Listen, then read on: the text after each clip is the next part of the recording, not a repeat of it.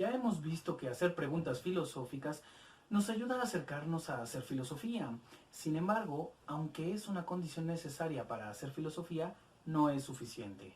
No basta con hacer preguntas filosóficas para filosofar, pues un religioso o un científico bien podrían preguntarse qué es el ser, qué es lo real, cuál es el sentido de la vida, pero no por ello se puede decir que hagan filosofía. Hacer filosofía depende del método. El método hace al filósofo. Un método es un camino, un procedimiento para alcanzar un objetivo muy específico. En términos de Sócrates, la verdad. Es en el diálogo de la República de Platón que la palabra método adquiere un sentido técnico. El método socrático está compuesto de dos partes, el elenjos y la mayéutica. La palabra griega elenjos significa refutación, examen crítico o censura, mientras que la mayéutica tiene que ver con la obstetricia, es decir, se encarga del nacimiento y de los partos. A continuación veremos en qué consiste cada una de estas partes. Intentando acercarnos a ellos, veremos cuáles son los errores comunes y las confusiones que no permiten entender de manera clara su función como proceso de investigación. Comúnmente se suele ofrecer una visión de que Sócrates humillaba a sus interlocutores y que, mediante la pluma de Platón, tales personajes como Protágoras, Gorgias, Hipias, Calícles o Trasímaco, entre otros, son retratados como torpes al conceder todas o casi todas las propuestas de Sócrates, mediante la ironía de que no sabía nada, de que era alguien que investigaba o de que buscaba instrucción, hace pedazos a sus interlocutores al sacar las consecuencias absurdas de lo que dicen. Lo primero que hay que averiguar en el método socrático es que tiene una fase positiva y una negativa, el elenjos y la mayéutica. El elenjos corresponde a la parte de la refutación, mientras que la mayéutica a la fase de análisis. Para entender un poco este método, tanto en su parte negativa como positiva, es preciso entender que tiene que ver con una noción de diálogo, es decir, una cuestión de preguntas y respuestas que tienen un juego entre quien pregunta y quien responde. A este proceso, también conocido como dialéctica socrática, consiste en que el que responde presenta una tesis o afirmación, mientras que el que pregunta presenta una antítesis o negación de la tesis, lo cual nos llevará a un proceso de asimilación y superación de la tesis y antítesis, entendido como síntesis. Sócrates lo expone de esta manera. Es preciso, sin duda, que si hay alguien que al dialogar quiera conocer exactamente el objeto sobre el que se discute, yo estoy persuadido de que soy uno de ellos. Voy a explicártelo. Debo advertirte que yo no sé claramente cuál es, en realidad, la persuasión que, según tú, produce la retórica, sobre qué objetos, aunque sospecho a qué persuasión te refieres y sobre qué. No obstante, voy a preguntarte qué clase de persuasión produce, a tu juicio, la retórica y sobre qué cosas. ¿Por qué suponiéndolo te interrogo en lugar de decirlo yo mismo? No es por ti, sino por nuestra conversación, para que avance de modo que nos aclare todo lo posible el objeto sobre el que discutimos. Es fácil entender que este cuestionamiento a veces podría irritar a sus dialogantes. Sin embargo, también dirá Sócrates a este respecto: Ya suponía yo que era esta y sobre esto de lo que tú querías hablar, pero te he interrogado a fin de que no te cause extrañeza, aunque a continuación te pregunte algo que parece evidente y, sin embargo, insista yo sobre ello. Repito que no lo hago así por ti, sino para que la discusión llegue a su término ordenadamente y no nos acostumbremos a anticipar, por meras conjeturas, los pensamientos del otro, y, asimismo, para que puedas desarrollar hasta el fin tu pensamiento como quieras, con arreglo a tus propias ideas. estas consideraciones pueden sugerir que, en principio, el mecanismo de la dialéctica socrática se ofrece mediante el siguiente esquema. Momento 1. Tesis. Lo que afirma o sabe un dialogante, generalmente el que responde. Momento 2. Antítesis. lo que pregunta o no sabe el investigador, generalmente el que pregunta. Momento 3. Análisis de las consecuencias de lo que se afirma, generalmente desechado, pero con posibilidades de llegar a un mejor momento de conciencia de que no conocemos, no de saber más. Como ya se mencionó, el método socrático tiene que ver con la búsqueda de la verdad. No hay buenas razones para suponer que Sócrates buscara producir convicción en sus argumentos. Más bien, el proyecto socrático consistía en mostrar diversas alternativas, incluso la contradicción en el conjunto de creencias mantenidas por sus dialogantes. Todo ello buscaba introducir la duda como remedio curativo de falsas o injustificadas creencias. El elenco socrático tiene un doble objetivo. Primero, descubrir cómo todo ser humano debe vivir. Y segundo, preguntar a cualquier ser humano que esté respondiendo si está viviendo como debería vivir. Esta es una operación de 2 en 1. Sócrates no piensa que sean dos tipos de elencos, uno filosófico que busca la verdad acerca de la buena vida y otro terapéutico que busca las respuestas personales de cómo alcanzar esa verdad. Es un mismo elencos y lleva dos partes. Sin embargo, cada una de las fases depende de la otra. Desde este punto de vista, afirmar explícitamente lo que creemos no es fácil.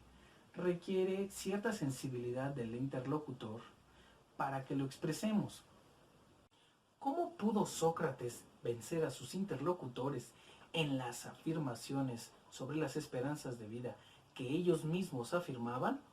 A pesar de todo esto, intentaré mostrar un patrón del mecanismo en que funciona el elenco socráticos y que, a reserva de sus variaciones, nos puede ofrecer una idea más clara. 1. El interlocutor afirma una tesis P, la cual Sócrates considera falsa e intenta refutarla. 2. Sócrates asegura un acuerdo para futuras premisas. Dice Q y R, cada una de las cuales puede estar en un conjunto de proposiciones. El acuerdo es ad hoc. Sócrates argumenta desde QR, no hacia ellas. 3. Sócrates entonces argumenta y el interlocutor afirma que Q y R implican no P. 4. Sócrates entonces afirma que él ha mostrado que no P es verdadera y P falsa. Sócrates nunca les dice a sus interlocutores que él debe conceder una premisa porque es una autocertificación verdadera, no ya porque sea la más representativa de las opiniones del tema en cuestión. La mayéutica es una técnica de investigación que ayuda a que, en un diálogo, el que pregunta haga surgir de su interrogado ideas que él tiene y que seguramente termina confesando que no las sabía. Sócrates lo explica así. Mi arte de partear tiene las mismas características que el de ellas, pero se diferencia en el hecho de que examina las almas de los que dan a luz, pero no son cuerpos. Ahora bien, lo más grande que hay en mi arte es la capacidad que tiene de poner a prueba por todos los medios si lo que engendra el pensamiento del joven es algo imaginario y falso o fecundo y verdadero. Eso es así porque tengo igualmente en común con las parteras esta característica, que soy estéril en sabiduría. Muchos, en efecto, me reprochan que siempre pregunto a otros, y yo mismo nunca doy ninguna respuesta acerca de nada por mi falta de sabiduría, y es efectivamente un justo reproche. El método mayéutico, que consiste en una supuesta esterilidad del que pregunta, significa que el paciente o el aprendiz formule una oración general, frecuentemente, aunque no siempre, mediante la forma de explicar qué es X, es decir, qué es algo. Por ejemplo, qué es el bien, qué es la belleza, qué es la amistad, para terminar en un momento dado de la discusión mostrando que es en algún aspecto defectuoso. De ahí que el aprendiz propondrá otra respuesta, la cual supone un avance respecto de la anterior, y así un acercamiento mayor a la verdad. De esa manera se puede repetir el proceso hasta llegar a un punto en donde se encuentren en una conclusión de fracaso, pero con un toque de ilusión en que cuando tengamos mejores condiciones alcanzaremos la verdad. En este método, Sócrates hace que sus interlocutores rechacen gradualmente las nociones que aceptan como sus creencias, conocimientos, intuiciones, prejuicios, etc., lo cual agota los pensamientos embrionarios. Pero si concebimos nuevos pensamientos, tales criaturas servirán mucho más para el examen de las primeras, y si no lo hacen, serán mejores personas por el conocimiento de la propia ignorancia. Este método podría hacer mucho por aquellos estudiantes de filosofía, si no necesariamente en la producción de conocimientos nuevos, sí al menos como una purificación o limpieza mental. El comentador anónimo de Platón escribe acerca del teteto lo siguiente. Sócrates se llama a sí mismo partera porque su método de enseñanza era de esa clase, porque él preparaba a sus alumnos para que trataran un tema desarrollando sus propias ideas y articulándolas de acuerdo con la doctrina de lo que se llama aprendizaje. Hay una serie de ideas principales que se pueden mencionar acerca del método socrático de la mayéutica. Sócrates pensaba que la psique, el alma, era el verdadero yo. El hombre vivo es el alma y el cuerpo es solamente el conjunto de herramientas que el alma se sirve en orden a la vida. Un artesano solo puede realizar un buen trabajo si domina sus herramientas y puede utilizarlas como quiere, realización que requiere conocimiento y práctica. De igual modo, la vida solo puede vivirse bien si el alma está al mando del cuerpo. Es verdad que Sócrates prefería preguntar a otros, aunque en ocasiones en los diálogos platónicos se ofrece al interlocutor la elección del papel.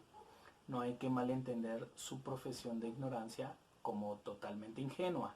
Su misión no consistía en impartir un cuerpo de doctrinas positivas, sino en hacer ver a las personas su necesidad intelectual. Y a partir de ahí, invitarles a unirse a él en la búsqueda de la verdad por el método dialéctico de preguntas y respuestas. Sócrates afirmaba, entre muchas cosas, que el conocimiento necesario para la adquisición de la virtud debe llevar consigo el descubrimiento de la función de la vida humana en cuanto tal. La esencia del método socrático, su meollo, consiste en convencer al interlocutor de que, aunque pensara que sabía algo, de hecho no era así. En el Menón, ese personaje se lamenta de que el primer efecto era comparable al de una descarga eléctrica. La mente se le paralizaba. Esta comparación con la sacudida de la raya, dice Sócrates, sería válida únicamente si el pez mismo estuviera en estado de parálisis cuando lanza su descarga. Si él es capaz de sumir a los demás en la duda, se debe solamente a que él mismo está en ella. Menón lo explica así. Había oído yo, aún antes de encontrarme contigo, que no haces tú otra cosa que problematizarte y problematizar a los demás, y ahora, según me parece, me estás hechizando, embrujando y hasta encantando por completo, al punto que me has reducido a una madeja de confusiones. Con todo esto, Sócrates demostró a todo el mundo que lo que los sabios o sofistas llamaban conocimiento no lo era. Sin duda que Sócrates creía que el conocimiento era alcanzable, pero que si es que había alguna esperanza de alcanzarlo, había que eliminar primero los desechos de ideas confusas y erróneas que llenaban las mentes de las mayorías de las personas. Solamente podría comenzar con la búsqueda positiva del conocimiento, una vez que su compañero había comprendido el recto camino de su objetivo.